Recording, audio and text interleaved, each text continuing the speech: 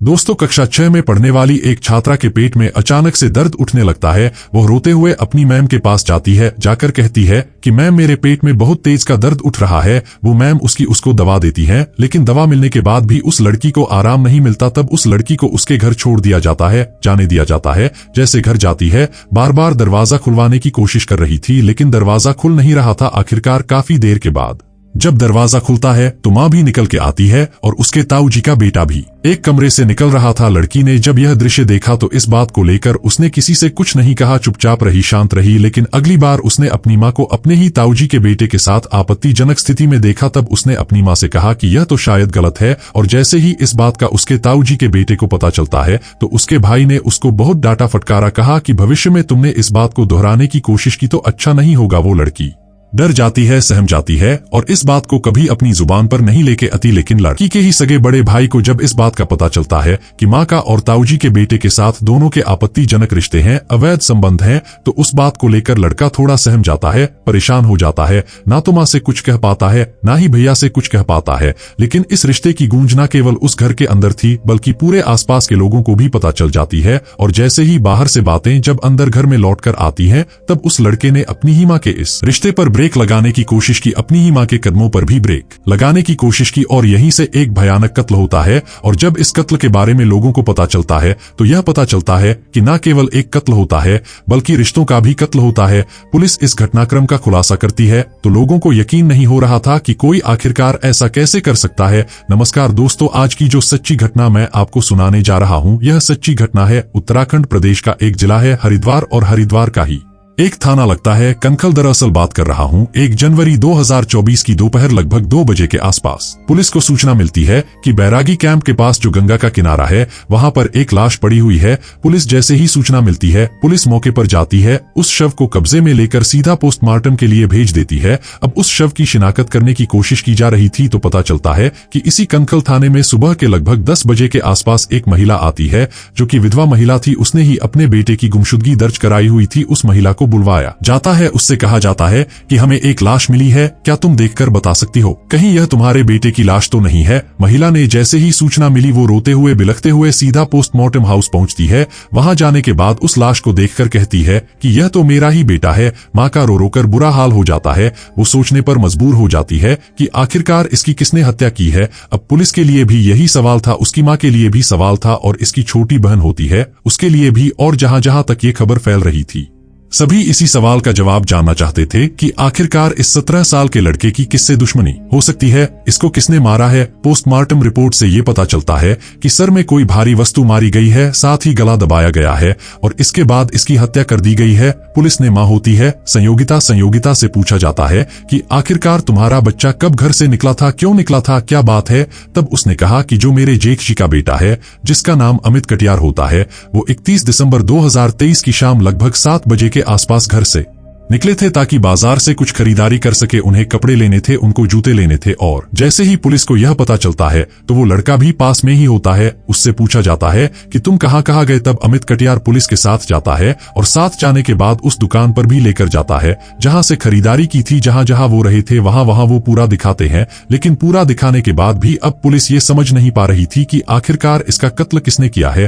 Police को लगता है कि प्रथम सस्पेक्ट कोई और नहीं बल्कि यही अमित कटियार है। पुलिस ने उसे फिर से हिरासत में लिया और हिरासत में लेने के बाद जब उससे सख्ती से पूछताछ करते हैं तो उसने तोते की तरह जो कहानी बताई है उसको सुनने के बाद हर कोई भौचका रह जाता है। दरअसल अमित कटियार बताता है कि कई साल पहले उसके चाचा जी खत्म हो गए थे, देहांत हो चुका था और उसके चाचा जी नगर निगम हरिद्वार में कर्मचारी होते हैं, उनकी नौकरी होती है। उनकी जगह उनकी चाची को यानी कि संयोगिता को नौकरी लग जाती है और संयोगिता को जब नौकरी लग जाती है तो वो एक रविदास बस्ती होती है, वहीं चाची रहा करती थी। और रविदास बस्ती में पास में ही उसके जेठ जी का यानी कि अमित कटियार का भी अपना घर होता है। अमित कटियार का जब मन करता था तब वह अपनी चाची के पास जाता था और एक दिन तारीफ करते करते चाची के वह कब नजदीक आ गया उसको इस बात का पता ही नहीं चला और चाची भी उसके काफी नजदीक आ चुकी थी। जैसे ही दोनों नजदीक आते हैं दोनों के बीच में फिजिकल रिलेशन बनने लगते हैं। जब उनका मन करता था तब वह एक दूसरे के साथ संबंध बनाते थे, एक दूसरे के साथ खुश रहते थे। लेकिन एक दिन इनकी जो लड़की होती है, संयोगिता की बेटी, जब वो छोटी थी तब उसकी नजर पहुंच जाती है अपनी मां पर और उसकी बेटी ने इस बात का ऐतराज किया। तब उस लड़के ने यानी कि अमित कटियार ने अपनी ही बहन को धमकाया और कहा कि भविष्य में तुमने यह बात किसी से बताने की कोशिश की तो अच्छा नहीं होगा। कुछ वक्त आगे बीत जाता है, लेकिन उस लड़की ने कभी इस बात का विरोध नहीं किया। उसने अपनी आंखों से अपनी मां को एक बार नहीं कई बार बार अपने भैया के साथ शारीरिक संबंध बनाते हुए देखा और वह चुपचाप रहती थी, सहमी रहती थी। लेकिन एक दिन इसके बड़े भैया को, यानी कि जिसका नाम कृष होता है, उसको पता चल जाता है कि ताऊजी के बेटे के साथ मां के अवैध संबंध हैं। मां विधवा हो चुकी थी और मां विधवा मां को अपने ही भतीजे से प्यार हो जाता है, इश्क हो जाता है। उधर भतीजे को अपनी चाची से प्यार हो जाता है। तो इस अनैतिक रिश्ते के बारे में आसपास के लोगों को भी पता चल जाता है। और जब कुछ वक्त बीतता है तो संयुक्ता कहती है कि तुम्हें परेशान होने की जरूरत नहीं है, यानी कि अपने भतीजे से कहती कि तुम परेशान मत हो, हमारे पास एक मिसरपुर में एक जगह है, वह पर वो एक घर बनाती है और घर बनवाने की जिम्मेदारी अमित कटियार को ही दे देती है। घर बनकर पूरा तैयार हो जाता है और अमित कटियार और उसकी जो चाची होती है, विधवा चाची, वो उस नए वाले मकान में मिलते थे और इससे किसी को ऐतराज भी नहीं होता था और इस बात का किसी को पता भी नहीं चलता था। लेकिन 31 दिसंबर 2023 को इन दोनों ने ऋषिकेश में जाकर नया साल मनाने की प्लानिंग कर रखी थी और जैसे ही इसके बेटे को यह बात पता चलती है तो इस बेटे ने इस बात का ऐतराज किया। उसने कहा कि मां, बदनामी बहुत हो चुकी है, अब तुम यहाँ से कहीं नहीं जाओगी, नया साल कहीं नहीं मनाओगी। जैसे ही इस अमित कटियार को यह बात पता चलती है उसे बड़ा दुख होता है, तकलीफ होती है। वो कहता है कि मैंने होटल भी बुक करा दिया है, हमें कहाँ कहाँ रहना है, क्या क्या करना है, सारी प्लानिंग कर रखी थी। लेकिन इस कृष्ण ने, जो उसका भैया लगता है, इसने सारी की सारी प्लानिंग पर पानी फेर दिया है। इसलिए उसने प्लान बनाया, अपनी चाची से कहा कि मैं भैया को कुछ खरीदारी कराने के लिए लेकर जा रहा हूँ बाजार। तभी वो उसे ज्वालापुर में लेकर जाता है, वहां उसे जूते दिलवाता है, कपड़े दिलवाता है और कपड़े दिलवाने के बाद जो दूसरा मकान होता है मिसरपुर में, वहां पहुंचता है।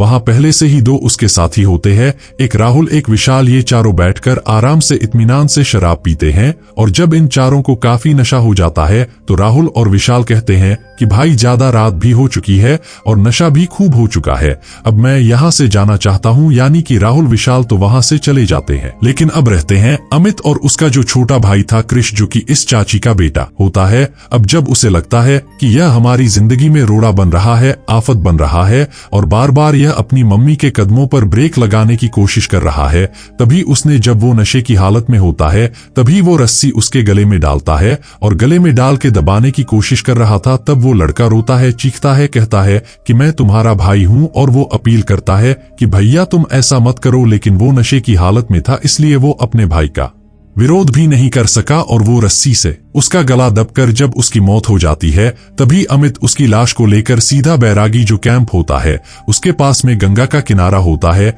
ऊपर से फेंकने से पहले उसके सर पर वो कई भारी वस्तु यानी कि पत्थर जैसी चीज उठाकर उसके सर में मारता है और उसकी लाश को वो खाई में गिरा देता है, ताकि लोगों को ऐसा लगे या पुलिस को जांच में ऐसा लगे जैसे कि ये एक हादसा हुआ है। लेकिन पुलिस ये हादसा करने के बाद, इसका कत्ल करने के बाद वहां से सीधा अपनी चाची के पास आता है। लगभग रात के 1 बजे के आसपास चाची पूछती है कि कृष क्यों नहीं आया, तो वो कहता है कि वो अपने दोस्तों के साथ सुट्टा लगा रहा है, इसलिए परेशान होने की जरूरत नहीं है, हो सकता है वो जब चाहे तब आ जाएगा। अब इसके बाद उसने चाची के साथ वो कई घंटे बिताता है, काफी देर साथ रहता है, यहाँ से चला जाता है। जब सुबह दिन निकलता है तब चाची अपने भतीजे से पूछती है कि कृष्ण रात भर नहीं आया, क्या तुमने उसे देखा है? तब ये चाची और भतीजे यानी भतीजा चाची के साथ मिलकर तमाम लोगों से बातचीत करते हैं, पूछते हैं, फोन करते हैं, ढूंढने का नाटक कर रहे थे। लेकिन पुलिस ने जब अपने तरीके से सख्ती से पूछताछ की तो इस घटनाक्रम का खुलासा हो जाता है। जब पुलिस इस घटनाक्रम का खुलासा कर रही थी तो लोगों को यकीन नहीं हो रहा था कि आखिरकार भतीजा अपने ही भाई की हत्या कैसे कर सकता है, वह भी अपनी चाची की मोहब्बत में, चाची के प्रेम में। पुलिस ने आरोपी को गिरफ्तार किया, गिरफ्तार करने के बाद उसे जेल भेज दिया है। साथ ही पुलिस की कोशिश है कि इस घटनाक्रम में यदि कोई और भी शामिल है तो उन्हें भी किसी भी कीमत पर बख्शा नहीं जाएगा। दोस्तों, इस पूरे घटनाक्रम को सुनाने का उद्देश्य किसी को परेशान करना नहीं है, किसी का दिल दुखाना नहीं है, बल्कि आपको जागरूक करना, आपको सचेत करना है, आपको बताना है कि इस तरह के अनैतिक रिश्तों को ना तो समाज इजाजत देता है, ना ही कानून इजाजत देता है, और ऐसे रिश्तों की जो ये ज्यादा दिन चल भी नहीं पाते हैं। और इस रिश्ते में भी ऐसे ही हुआ कि रिश्ते मुश्किल से मुश्किल 6 साल तक ही चल पाए। 6 साल तक ही दोनों के आपस में शारीरिक संबंध थे, आपस में अनैतिक रिश्ते थे, और जब पता चला तो जमाने को पता चल जाता है, और जमाना इस चाची पर भी और उसके भतीजे पर भी थू थू कर रहा था। दोस्तों, आप सब लोग अपना ख्याल रखें, सुरक्षित रहे। जय हिंद, जय भारत।